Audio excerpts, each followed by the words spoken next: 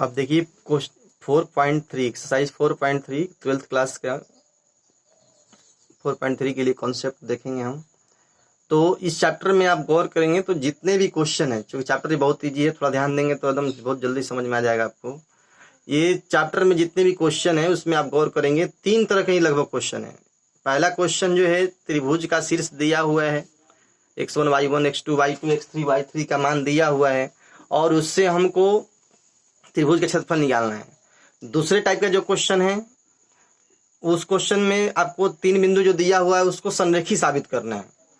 तीसरे टाइप का जो क्वेश्चन है उसमें आपको तीन बिंदु संरेखी त्रिभुज, आपको वहां दिया हुआ है त्रिभुज का क्षेत्रफल दिया हुआ है और उसके तीन शीर्षों में दो शीर्ष का कोऑर्डिनेट दिया हुआ है और तीसरे शीर्ष के कोऑर्डिनेट में एक नियामक को गायब किया हुआ है, यानी एक्स वाला मान या वाई वाला मान गायब किया है, उसका वैल्यू निकालना है। तो ये तीन तरह के क्वेश्चन यहाँ दिए गए हैं और तीनों तरह के क्वेश्चन को बनाने के लिए आप एक फार्मूला को ध्यान में रखते हैं तो आप हमको लगता है कि एक ही फार्मूला सारे क्वेश्चन बनाए जा सकते हैं। जैसे यहाँ देखिए त्रिभुज का शीर्ष दिया हुआ है आपको ए x1 y1 b x2 y2 c x3 y3। तो त्रिभुज का क्षेत्रफल क्या होगा? तो डिटर्मिनेंट सूत्र के सहायता से त्रिभुज का क्षेत्रफल निकालने के लिए हम फार्मूला देखते हैं। पहला फार्मूला देखते हैं कि त्रिभुज क्षेत्रफल बराबर हो जाएगा 1/2।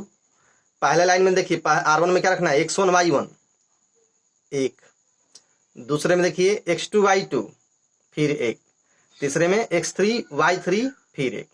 मैंने पहली पंक्ति में पहला शीर्ष, दूसरी पंक्ति में दूसरा शीर्ष, तीसरी पंक्ति में तीसरा शीर्ष रख करके और लास्ट जो C3 है सब में एक एक लगा देना है। इससे आपको त्रिभुज के क्षेत्रफल का फार्मूला बन जाएगा। ये फार्मूला बिल्कुल आपको 10th क्लास में इसको जब सॉल्यूशन निकालेंगे ना तो 10th क्लास का जो फार्मूला था हमको नियामक ज्यामिति में वो फार्मूला उसी के वहीं पे पहुंच जाएगा। ये वहाँ फार्मूला था ना 1/2 x1 इंटू था ना y2 माइनस y3 जोड़ x2 y3 माइनस y1 जोड़ x3 y1 माइनस y2 करके था वहां पे, तो उसी जैसा ये फार्मूला बन जाएगा इससे। अब देखिए दिए गए बिंदु संरेखी होंगे तो 10th क्लास में यही काम करते थे कि बिंदु संरेखी साबित करना था तो उन बिंदुओं से बने त्रिभुज क्षेत्रफल 0 कर देते थे। तो दिए गए बिंदु संरेखी होंगे, यदि इनसे बने त्रिभुज क्षेत्रफल क्या हो जाए 0, माने तीनों संरेखी का मतलब क्या कि एक रेखा पर स्थित, यानी उससे त्रिभुज नहीं बन रहा है, त्रिभुज नहीं बना यानी त्रिभुज का क्षेत्रफल क्या कर देंगे 0। तो त्रिभुज क्षेत्रफल 0 करेंगे तो 2 गुना में तो जाके भाग इधर 2 भागा में तो जाके तो गुना में होगा तो 0 गुने 2/1 होता तो मान 0 हो जाता। यानी कहने मतलब क्या कि त्रिभुज क्षेत्रफल 0 कहने मतलब क्या कि 1/2 इधर आएगा तो भी मान 0 हो जाएगा। तो दिए गए बिंदु संरेखी साबित करना है तो हम क्या करेंगे उसमें से 1/2 को हटा लेंगे और केवल इतना का मान ही 0 दिखा देंगे, बस संरेखी पता चल जाएगा।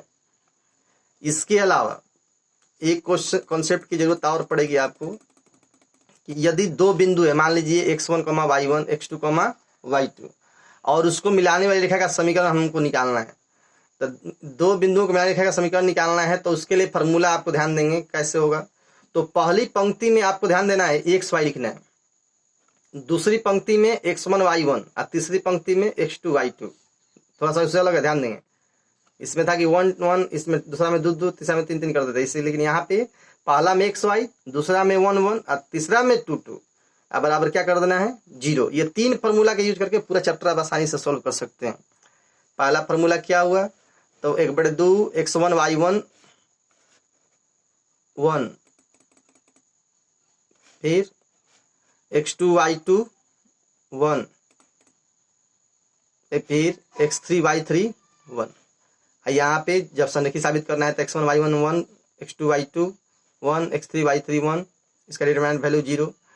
और रेखा का समीकरण निकालना है तो पहले लाइन में R1 में आपको x y1 रखना है, दूसरी R2 में रखना है x1 y1 1, आपको R3 में रखना है x2 y2 1, इसका वैल्यू यहाँ पे 0 करना है। तो संरेखी साबित करने की यहाँ 3 फार्मूला चैप्टर में लगाएंगे हम, एक त्रिभुज का क्षेत्रफल, एक संरेखी साबित करने का फार्मूला और एक रेखा का समीकरण निकालने का फार्मूला। तो चलिए टाइम को नहीं गंवाते हुए देखते हैं। देखिए कह रहा है कि निम्नलिखित में से प्रत्येक में दिए गए शेष बिंदुओं को मिलाने त्रिभुज का क्षेत्रफल ज्ञात करना है। देखिए यहाँ पे वैल्यू दे दिया है, प्रश्न से क्या स्पष्ट हो गया आपको, x1 y1 का मान 1,0, x2 y2 का मान 6,0, x3 y3 का मान 4,3। तो इस तरह से अभी आपका निकालना है। तो इसके साथ में यहाँ पे हम कौन सा फॉर्मूला लगाएंगे, त्रिभुज क्षेत्रफल निकालना, चूंकि तो त्रिभुज क्षेत्रफल बराबर 1/2 x1 y1 1 x2 y2 1 x3 y3 1 से दिए गए त्रिभुज क्षेत्रफल बराबर, तो 1/2 जो मान दिया वैसे रख दिए। अब यहाँ देखिए गौर करेंगे कि किस पंक्ति या किस स्तंभ का अनुदिश प्रसरण करेंगे तो हमारा प्रश्न आसान होगा। तो यहाँ पे आप गौर कीजिए C2 स्तंभ के अनुदिश प्रसरण करने में ज्यादा आसान होगा, क्योंकि C2 में देखिए 2 एलिमेंट 0 है, एक 0 यहाँ एक 0 यहाँ पर है। तो हम क्या किए कि यहाँ पे C2 स्तंभ के अनुदिश प्रसरण करते हैं तो केवल हमको 3 कोफिशिएंट लिखना होगा। तो इसका साइन याद कीजिए, ये प्लस ये माइनस ये प्लस होता है, तो यहाँ जाहिर सी बात है माइनस साइन होता है, तो यहाँ माइनस हो गया तो यहाँ पे क्या होगा प्लस, यहाँ पर क्या होगा माइनस, यानी यहाँ पे क्या करना होगा हमको -3 रखना होगा। तो -3 यदि भी रखते भी है -3, ठीक है साइन, तो -3 1 अगुने 1 होगा यहाँ पे। देखिए तो यहाँ हम दूसरे स्तंभ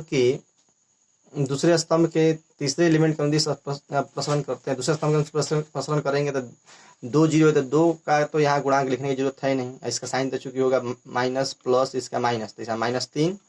अब -3 के लिए गुणांक क्या क्या होगा देखिए, तो -3 इसके लिए लाइन भूल जाएंगे ये वाला, और इसका स्तंभ भूल जाएंगे, तो ये 4 3 1 को भूल जाइए, 3 0 0 को भूल जाइए, तो बच जाएगा 1 6 1 1 1 6 1 1 ये होगा। तो गुना कीजिए तो 1 गुने 1 माइनस 1 गुने 6 या 6 गुने 1, तो -3 गुने 1 -6 यानी -3 गुने -5, तो -3 गुने -5 करेंगे तो क्या होगा यहाँ पे माइनस मिल गया, क्या हो जाएगा +15।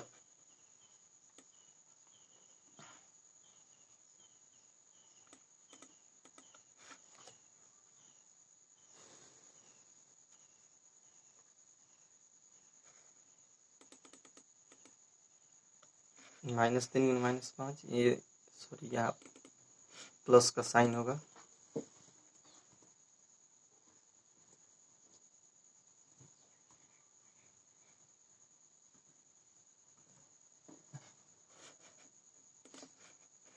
तो इस तरह से आपका आंसर जो आएगा 15/2 वर्ग मात्रक। इस तरह से क्वेश्चन नंबर आप 2 भी बना सकते हैं। ये 2 नंबर क्वेश्चन भी एकदम बिल्कुल सेम है, उसी के जैसा 2 कॉपी है। इसमें भी इस त्रिभुज का शीर्ष दिया हुआ है, त्रिभुज क्षेत्रफल आपको निकालना है। तो यहाँ भी x1 y1 का मान 2,7, x2 y2 का मान 1, x3 y3 का मान 10,8 और त्रिभुज के क्षेत्रफल का सूत्र हम लिख देंगे यहाँ पे x1 y1 1, x2 y2 1, x3 y3 1। तो यहाँ मान भर दीजिए, x1 y1 का मान कितना है 2 7, x2 y2 का मान कितना है 1 1, x3 y3 का मान कितना है 10 8 भर दिए। अब किसी पंक्ति का अनुदिश प्रसरण कर लीजिए, क्योंकि यहाँ पे R2 में है क्या 1 1 है, तो हम R2 का अनुदिश प्रसरण कर लेते हैं। आप प्रथम पंक्ति का अनुदिश भी प्रसरण करेंगे, 2 7 1 का अनुदिश भी करेंगे तो कोई दिक्कत नहीं है, आंसर आपका वही आएगा, सेम आएगा।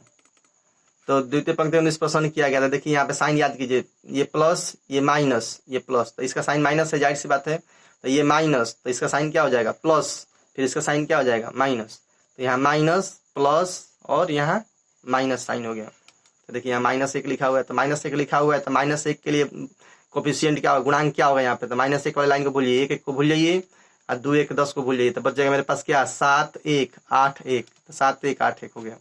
फिर यहाँ लिखा हुआ है +1 +1, इसके लिए लिखते हैं यदि कोफिशिएंट, तो इसके 1 1 वाली लाइन को भूल जाइए, 7 8 को भूल जाइए और 1 1 वाली लाइन को भूल जाएंगे, तो क्या बच जाएगा मेरे पास 2 10 1 1 2 10 1 1।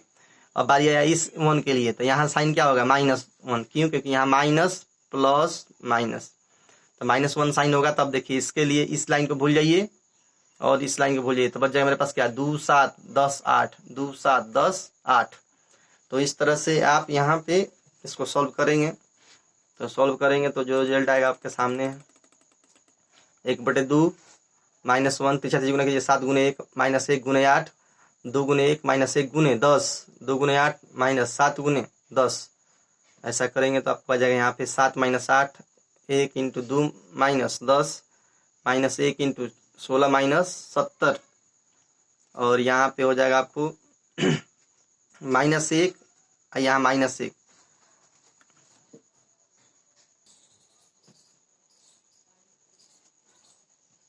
देखेंगे अब यहाँ सॉल्यूशन आपको कुछ इस तरह से आएगा नजर।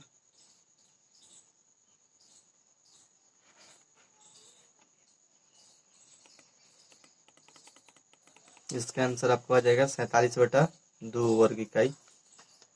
कोई भी त्रिभुज क्षेत्रफल होगा उसका आंसर वर्ग इकाई में ही आपको है। तो इस तरह से ये क्वेश्चन आपका 2 कंप्लीट हुआ।